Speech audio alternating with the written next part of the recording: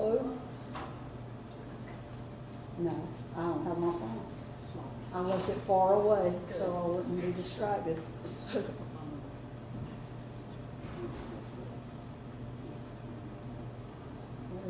How do y'all feel about waiting a few more minutes for a couple of people that are running late? You good? Do you feel good about that, or is that making it inconvenient for you? I mean, it's really a shame that they didn't show up. You can give them a hard time when they get here. We've all been there. It's Charlotte traffic, you know. Everybody good? You good? Okay, perfect. I mean, I certainly don't mind waiting. You know, I'm gonna be here all day and probably half the night. But I don't want to inconvenience anybody. So as long as y'all are good, we're good. Thank you. You could be worse places for sure.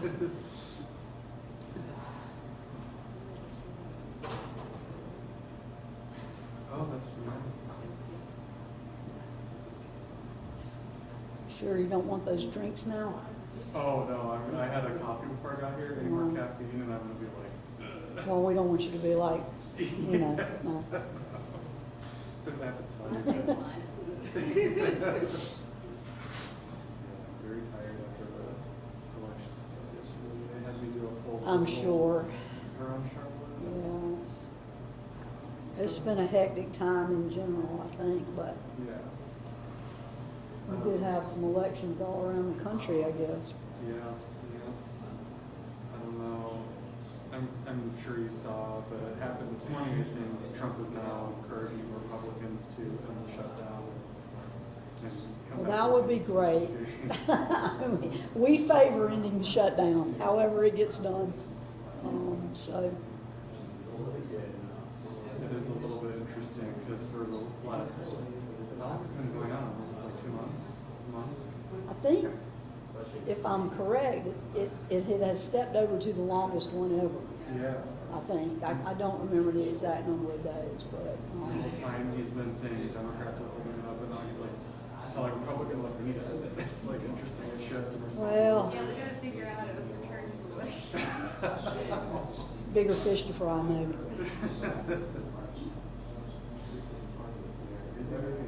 He went to first. Well, I guess it was a pretty job for the results. I was at the school board member party once when I was in school. He was in school last day. They like had people walking up the shoes. She doesn't even say stuff. Seriously? Like, why did you invite? It actually was nice. For it was teaching last night, 'cause she was out Oh, what campaign is that? early, yeah, and, yeah, they're usually tied until,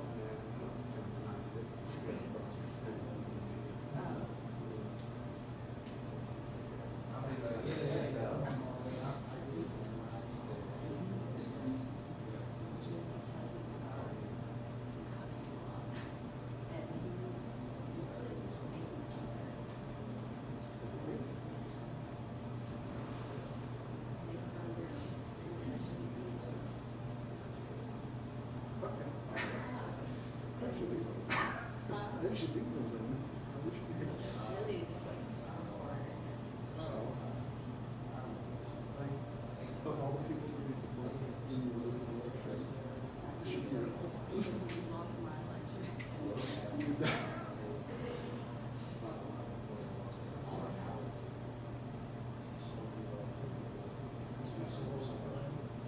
It's a lot. Happy for Ray. Yeah, I've seen him a lot.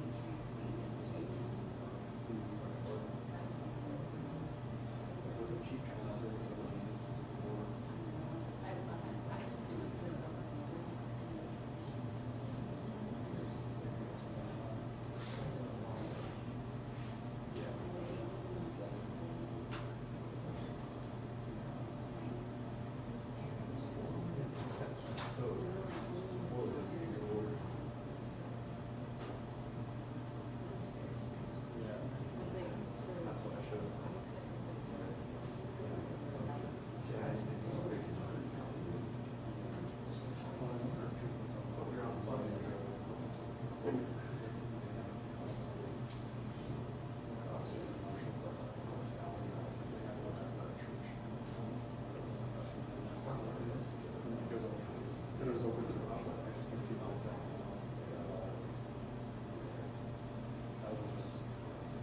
Oh, yeah. Everybody Catholic. So now, services and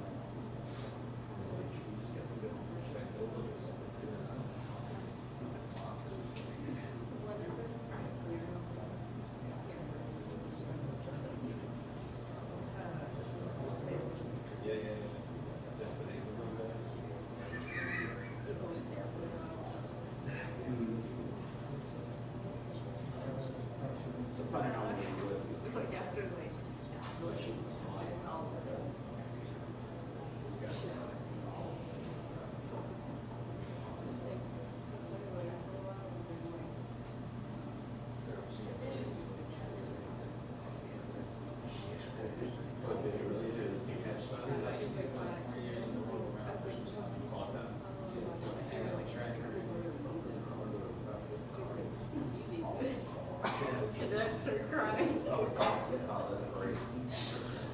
You're right, it is like a silver. It's like, yeah. That's so funny. Yeah, she was thinking that like, that's not my last story before I came here. Like everyone was like, oh, what's your last name? I was about to there, you know, I was just probably we really need to.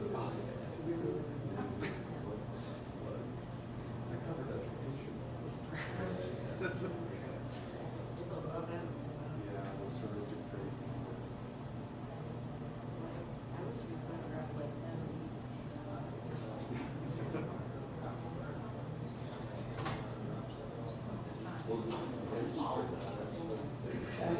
Hi. Fashionably late. Yeah. That's all right. Charlotte traffic, Yeah. that's what I blame everything on.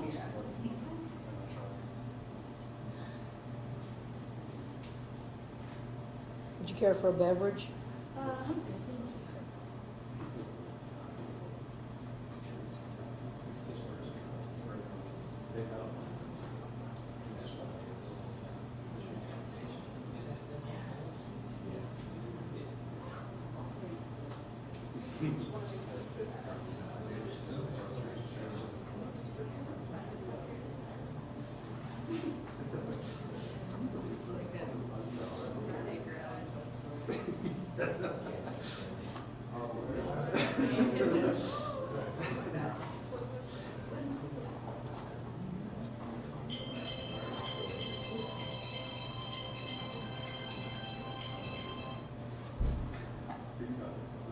That's quite the ringtone.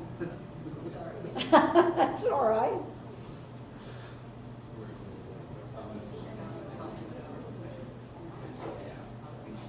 Oh, that's funny.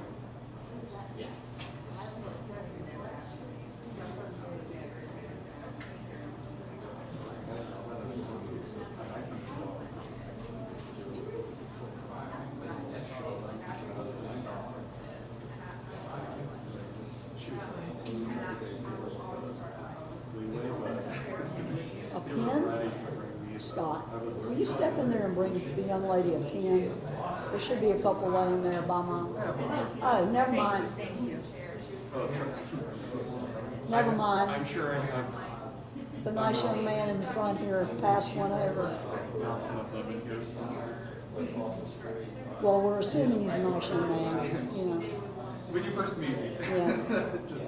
So actually yesterday I was at a press conference and this really nice guy, so next we got to know each other.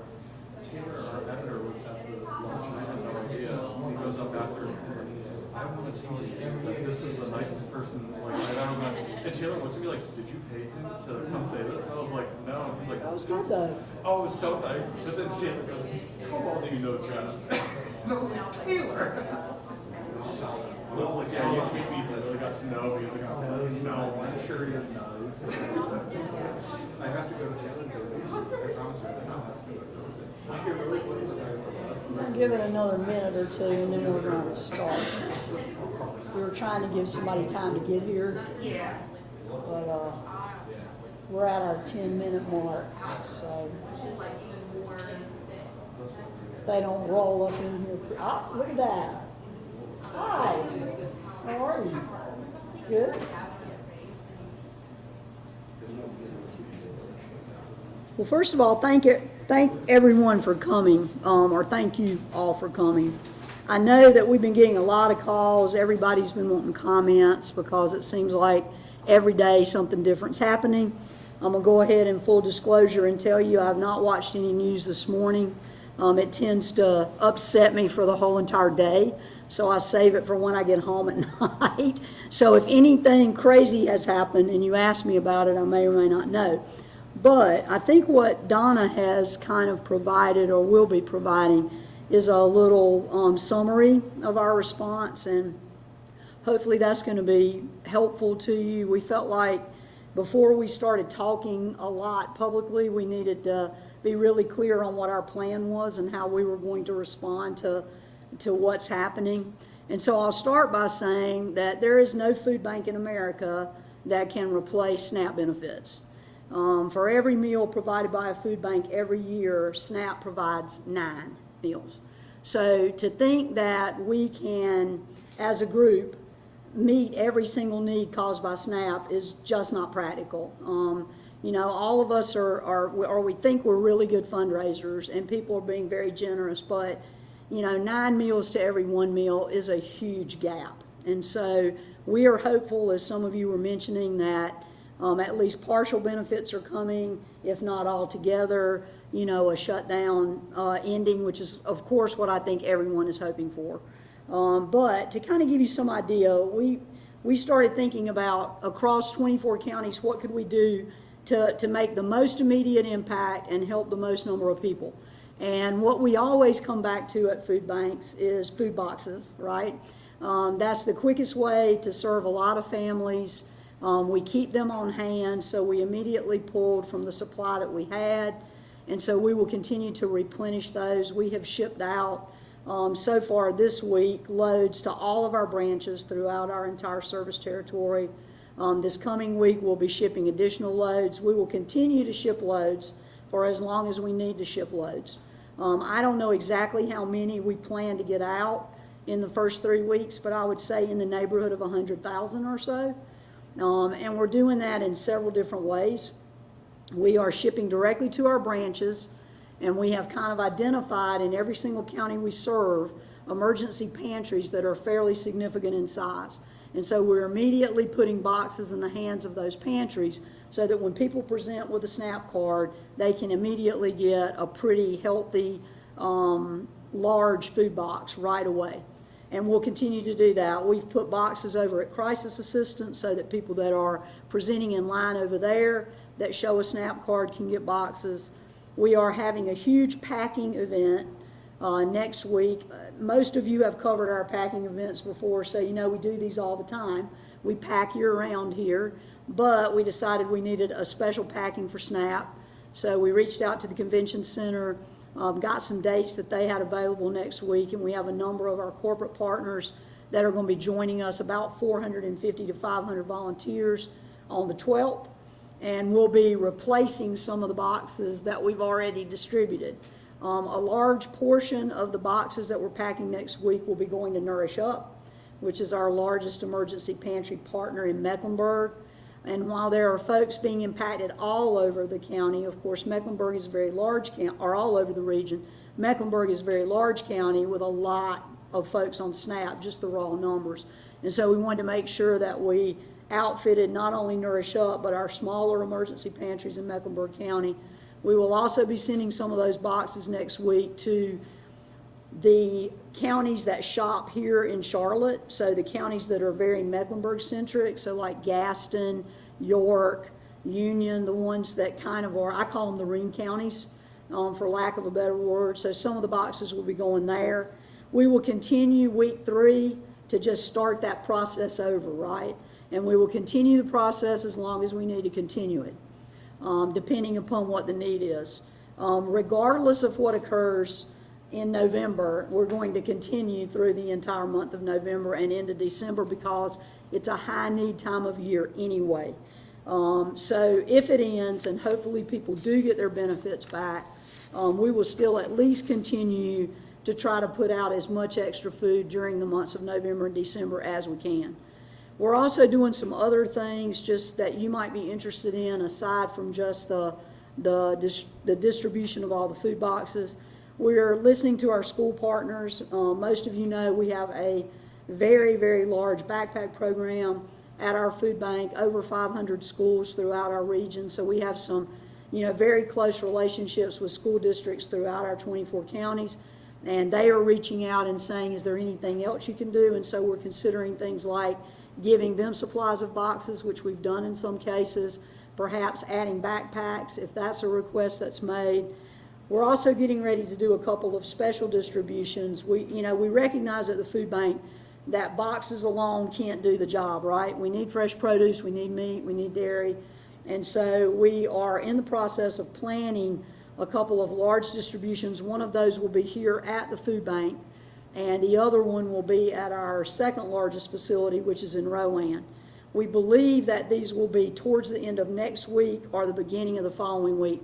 We don't have the dates locked down, but once we know them, Donna will get that information out to you, and we would love to have you come and join us. And our goal at those distributions is meat, produce, eggs, and perhaps pet food, because we haven't done anything to meet that need so far related to the SNAP funding. So I'm looking forward to those, because I think that will help supply some other things besides boxes and cans. We do try to make our boxes as nutritious as possible. They are balanced, so that there will be 4 proteins, 4 grains, 4 vegetables, 4 fruits. It's not random, it's not a hodgepodge, it's a pretty balanced box. What we have tried to do is add protein items where we can add them, because of the meat, and not being able potentially to access that because of the SNAP benefits. So we will continue to keep crisis stocked. There are just lots and lots of things that we're attempting to do as we get calls and hear from our partners what they need. There are some ways that the community can help. Some of them are similar to what we ask and tell you all the time can help. But for sure, donating funds at this time. We are having to purchase all of the food for all of the boxes. That is not something that you can get donated in the amounts that you need or the exact arrangement of foods that you need. Each one of those tractor trailer loads of boxes runs about $40,000. And by the end of the 3rd week in November, we will have already distributed 20 tractor trailer loads of those. And so we will be looking at the next 20 tractor trailer loads starting that 3rd week in November. So we've already started ordering towards that next 20 tractor trailer loads. So that is by far the best way that people can help. We're also purchasing extra produce, we're purchasing extra meat, anything that any of our folks can do. Many of our corporate partners as well as our individual donors have been extremely generous. If I start thanking people, I'll miss somebody, and I don't want to miss anybody, but I do feel like I need to do a shout out for WSOC. They did an online hour-long special last night. I unfortunately could not be there in person, although it looked like I was there in person. I think I was not. I was traveling yesterday and couldn't get there in time to be in person. But at last check, I think that had raised over $50,000 with people just going to a QR code. And so those kinds of things are helpful if your stations are interested in doing anything like that, but I did want to at least do a big thank you. Also hosting food and fun drives. We're getting lots and lots of groups, neighborhoods, churches, civic organizations that are calling Megan, who's sitting over there, and saying, I want to do a food and fun drive. Those are great, because I think when people do food drives, they tend to buy the kinds of food that they use, and that's a good thing. They can also raise funds. Always volunteering is helpful. I will, in full disclosure, say we stay pretty well booked for volunteers during the holiday periods. So if someone goes online and they can't find a slot here, by all means, reach out and we will try to connect you to one of our partner agencies. We have 950 of them, and I think about 350 of those are in Mecklenburg. So we can always try to find a way that you can help. But also remember, you can do projects off-site. You don't always have to be in the food bank. We have a list of remote volunteer projects that folks can do. This kind of came about when COVID, was around.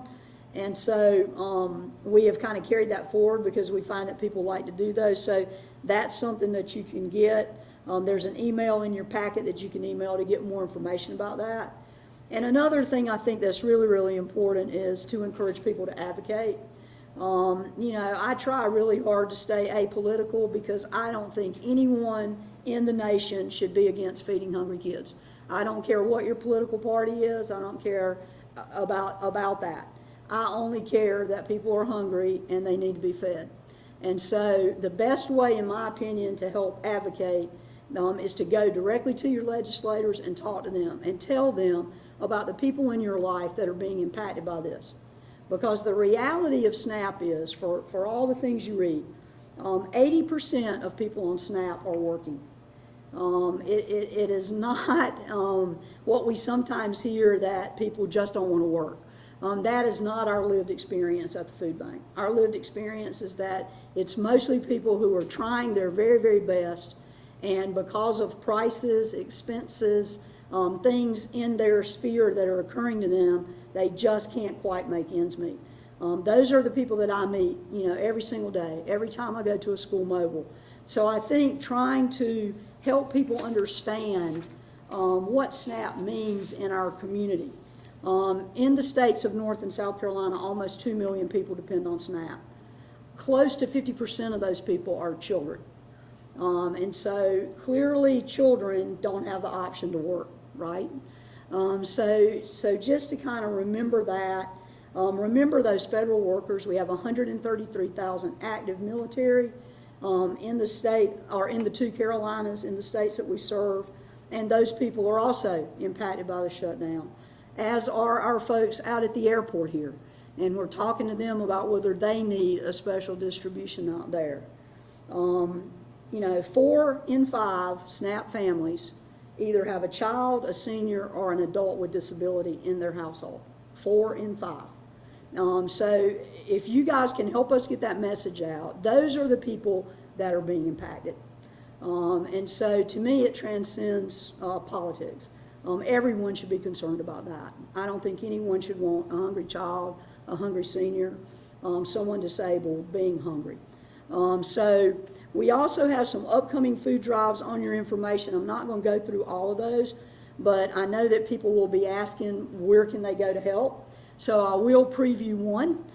We are going to be having an all-day food drive here at the food bank. We think it's really important to bring people to the food bank. And we always welcome that and always enjoy that. So we will be on the 14th, which I believe is a week from Friday, all day here collecting. Our various staff will be out. But there are also a lot of other things going on in the community that are being done for us. So if you're looking for things to highlight, there's a list on the sheet that Donna provided.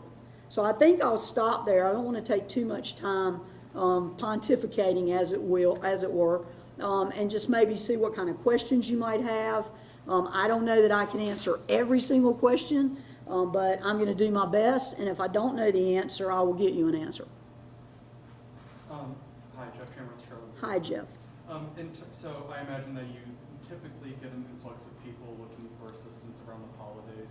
How does that number in the past compare to the number of people coming with SNAP benefits being not funded? So we get a significant number of people looking for help all year long. Now, I think the holidays take on a special, kind of meaning, because holidays are food-centric, for most of us. And so we definitely do see requests through the holidays for Thanksgiving meals, holiday meals in December as well.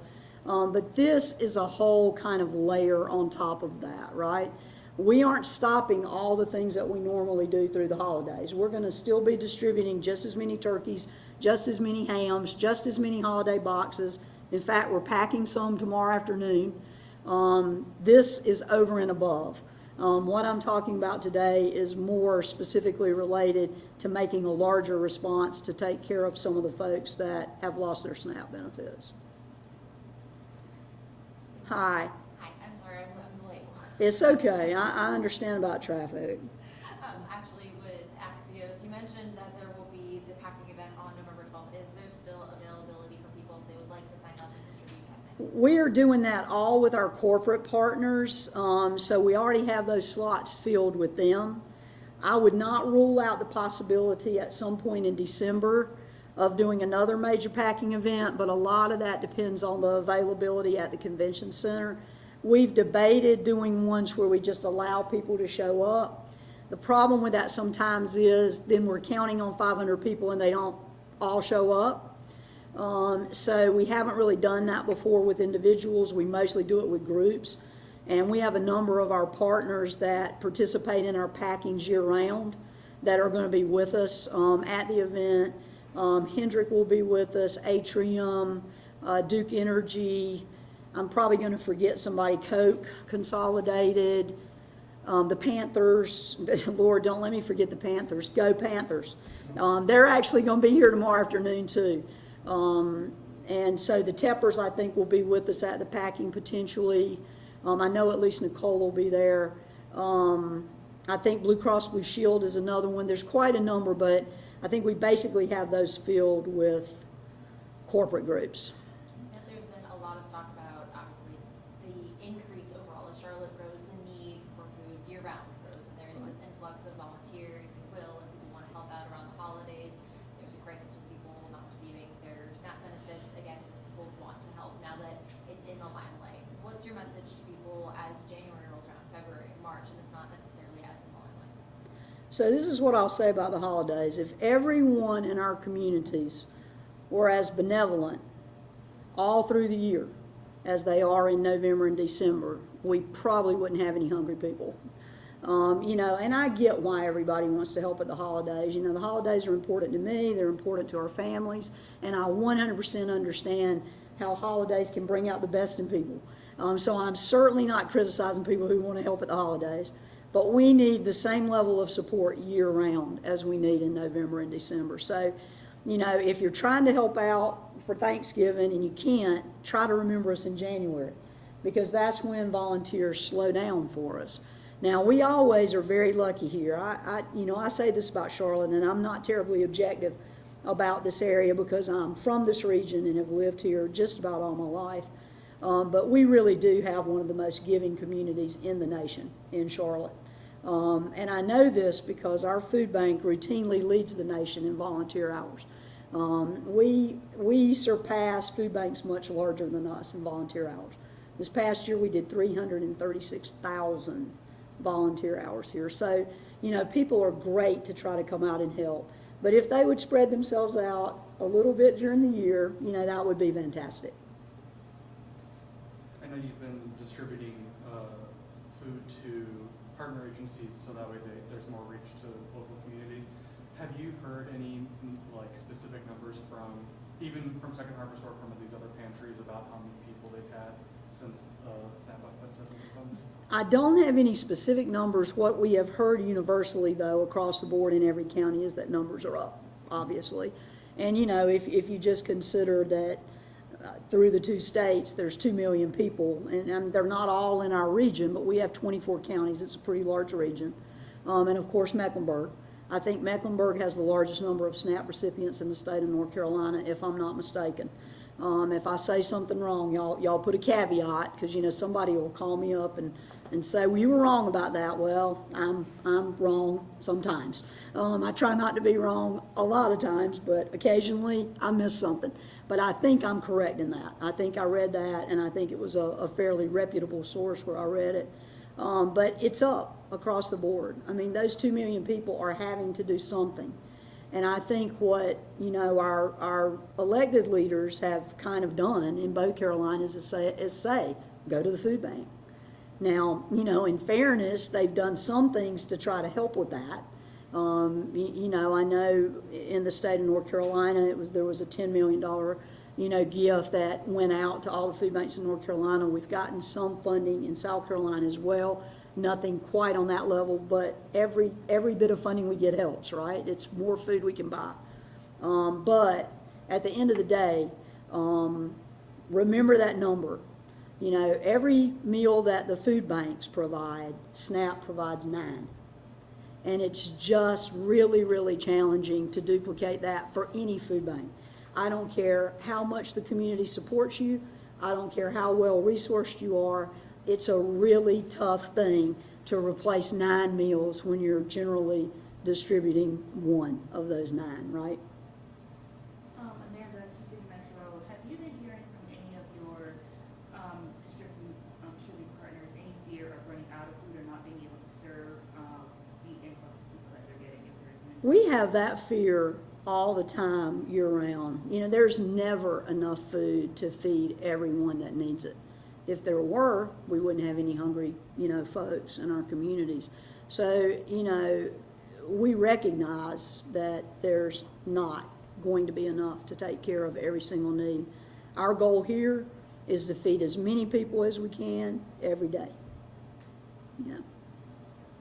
you mentioned the challenge of for every one meal here, 9 from staff provides 9. Can you talk about the pressure that you and other food pantry services are feeling at this moment? I've been around a long time now, 22 years or close to it. And every time we have what I consider to be a disaster, I say, well, this is surely going to be the worst disaster that I've ever seen in my 22 years, right? And so in my time, we had the recession in 2008, which I thought was pretty bad. We've had COVID, which I think everyone can probably agree was really bad. We just had a lean a year ago. We always help our neighbors that have natural disasters, but they seldom affect, our area, right? But this time it affected our area, Asheville, and so trying to help those food banks. But this, to me, really transcends because it's so many people nationwide, that are depending on those benefits. It's a disaster of a different kind, right? It's not a natural disaster. It's not a hurricane. It's not a disease, but it's still a disaster. And so I think, as long as everybody keeps that in mind, and we try to do our best to influence our elected officials to just try to sit down and talk to each other and make a plan. And I think that's what needs to happen. I just think people need to sit down and talk about what the impact of this is and how we can come to a resolution. I don't really think the government, this is just my opinion, I don't know why the government would ever shut down. I just don't, right? But it shuts down routinely. This is not the first time. It has shut down, many times in the past. I don't ever recall a time, and this could be another one y'all can fact check me on, but I don't ever remember a time when SNAP benefits weren't paid out, even during a shutdown. So that's kind of new territory for us. So hopefully, whatever it takes to get it resolved. I want to see the two parties sit down together and figure it out, because I just want to see people get fed. So that's my interest. Numbers question for you. I know that there's about $24 million for SNAP benefits that aren't being paid out currently across Mecklenburg County, and Nourish Up has shared that their budget for the entire year is $7.2 million. Obviously, it's the greater less than basic Right. we all saw. What is the budget for the annual budget for second? We are somewhere around 20 or $25 million. So that might be an interesting point to make. The SNAP budget for Mecklenburg County trumps our, budget, our entire budget at the food bank. So that's and Tina at Nourish Up is excellent with statistics. I will say that. She's probably better at statistics than I am. I like statistics, but I have to write them all down. But they track a lot of things over there. I mean, keep in mind that at the food bank, we're not always working directly, with individuals. Now, we do have direct service programs, like our backpack programs, like our school mobile pantry programs. But it's those pantry partners that are serving people every day, day in and day out. And so they keep a lot of really interesting information. And Nourish Up does a really good job at tracking all of that stuff. And that's a great point. Yeah.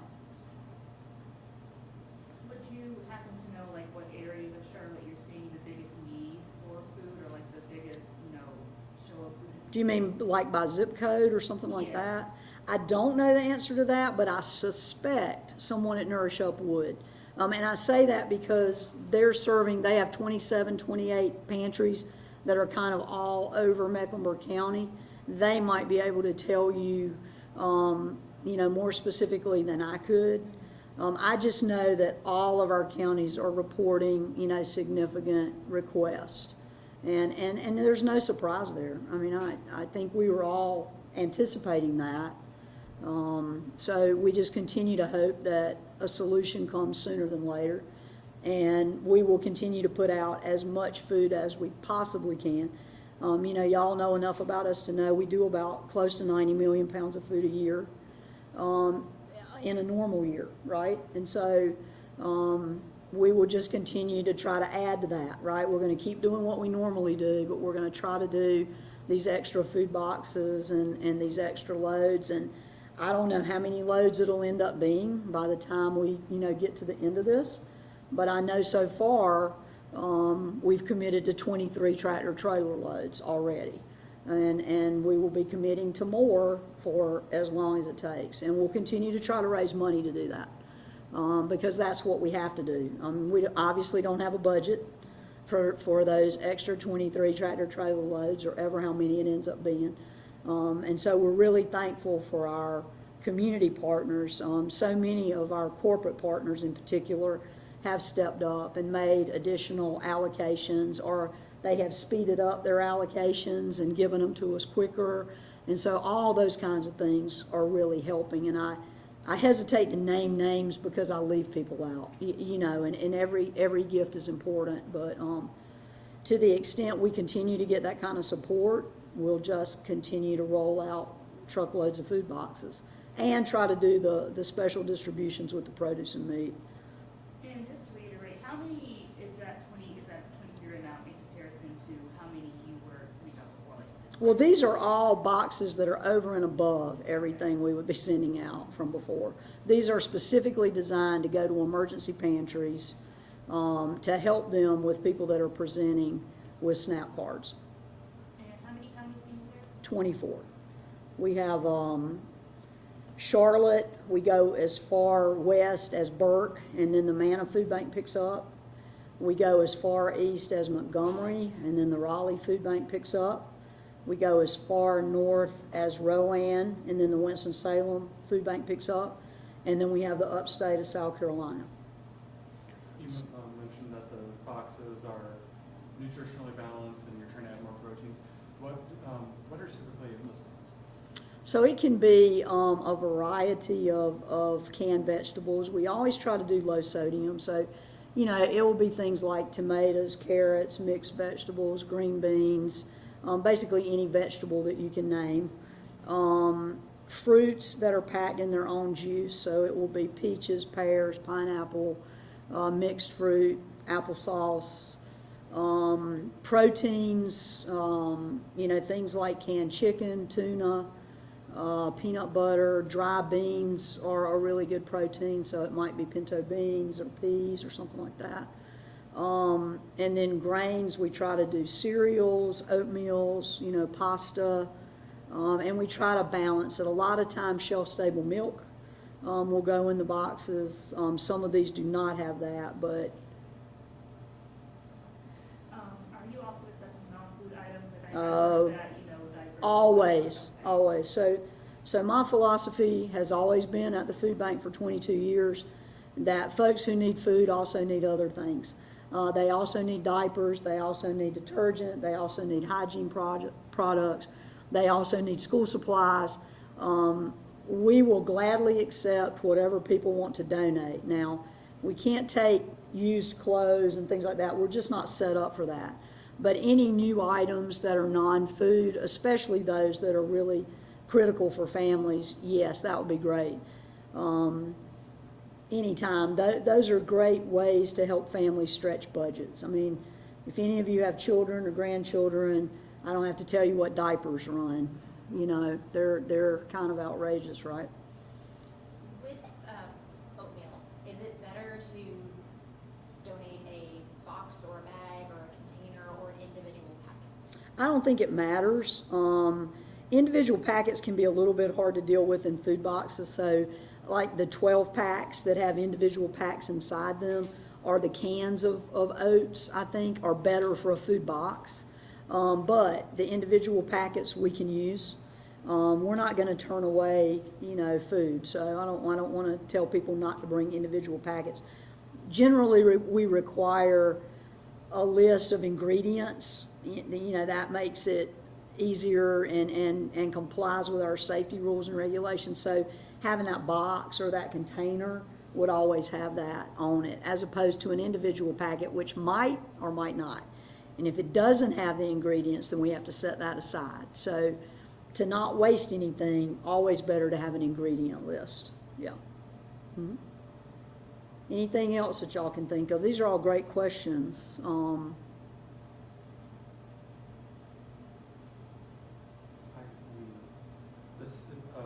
Is there anything else at the state level that the state legislature could do to be supportive?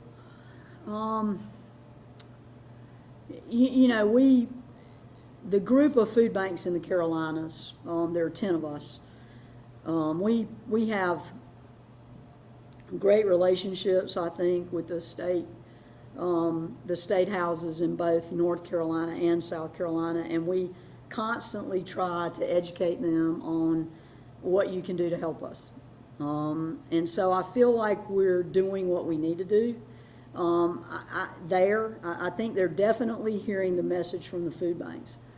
I think the message that they also need to hear, though, is from their constituents, the people that either vote them in or don't vote them in, depending upon the day, right, or the election. I think they need to hear from folks how this stuff is impacting them. And, this is coming on the heels of, too, and I know most of you know this because you cover us all the time, but, the first round for us, even prior to the shutdown and the SNAP, were the great reductions in the government commodities program. So, we started several months ago with our TFAP program, which is the program that runs through the U.S. Department of Agriculture into the states.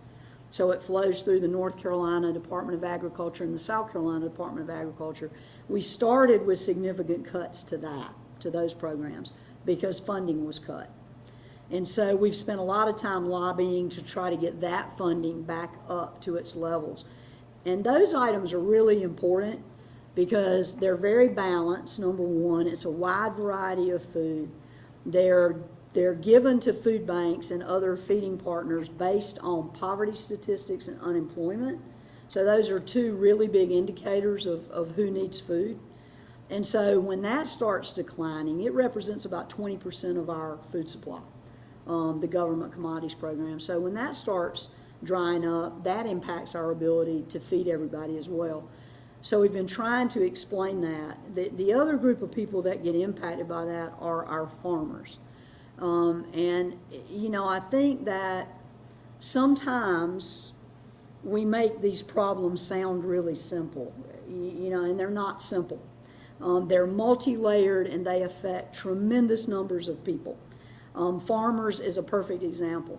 All of that food that flows through the USDA is bought from American farmers, right? And so when that food is not bought from them and they don't have a market for that food, that definitely impacts their ability to continue keeping their farms open, right? It's part of a larger problem. So the grocery stores and the impact there with SNAP. So many of our rural grocery stores are out there, one grocery store. We've all been, if you've survived in the Carolinas for very long, you've all been into that town that has one grocery store, right? Whatever, logo the grocery store has. And that rural area, which may already have a large percentage of people on SNAP anyway, because it tends to be an older population, there tend to be less resources there, less jobs there, that might be their only grocery store. And so that grocery store might be completely dependent, or to a large extent dependent on those SNAP dollars. And so when those SNAP dollars don't flow into those grocery stores will close.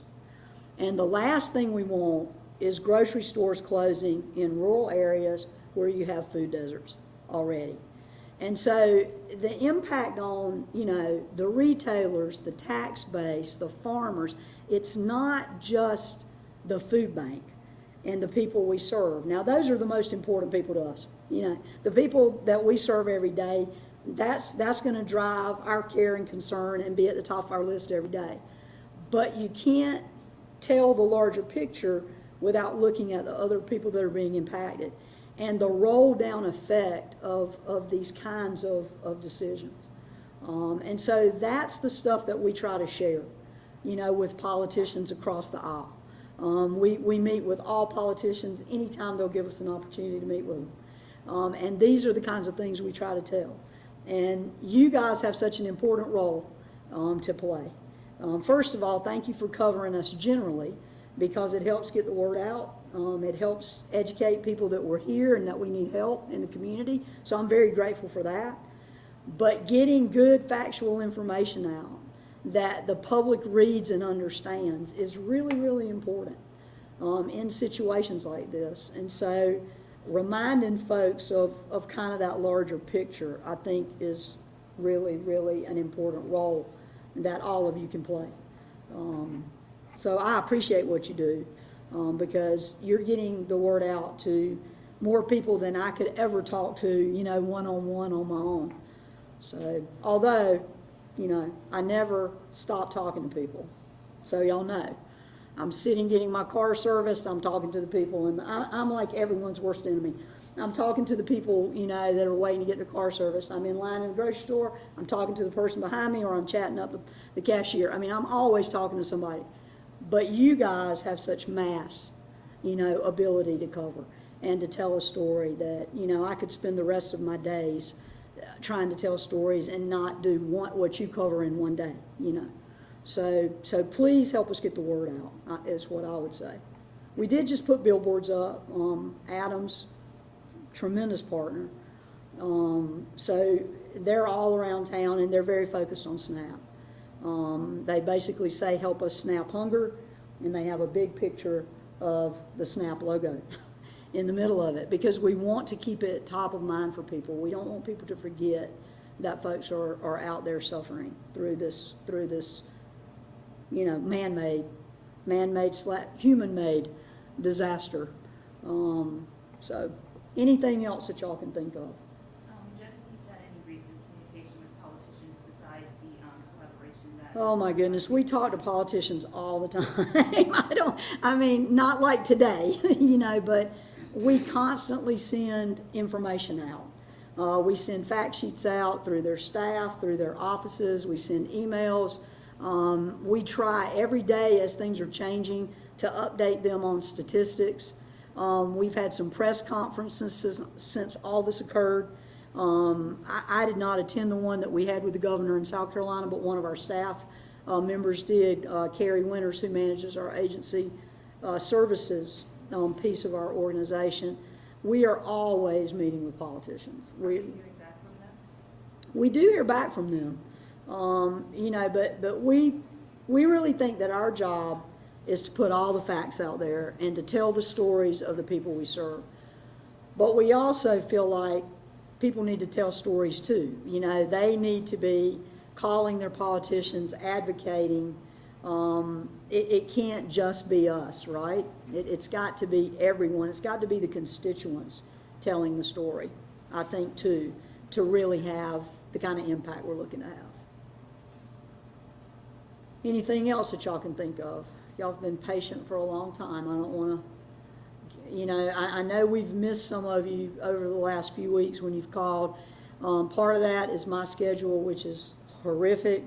But I wanted to do something where we could get everybody that wanted to be in the room, and you can at least get comments and get your questions answered. That doesn't mean we won't respond when you call, but we thought it was just important because we were getting so many requests. So we appreciate the turnout. If we can do anything else to help, please let us know. You can be sure that what we will be doing is feeding people every single day. That's what we'll be doing. Anything else? Well, thank y'all very much. Thank you. You want a beverage now? That was a lot to listen to.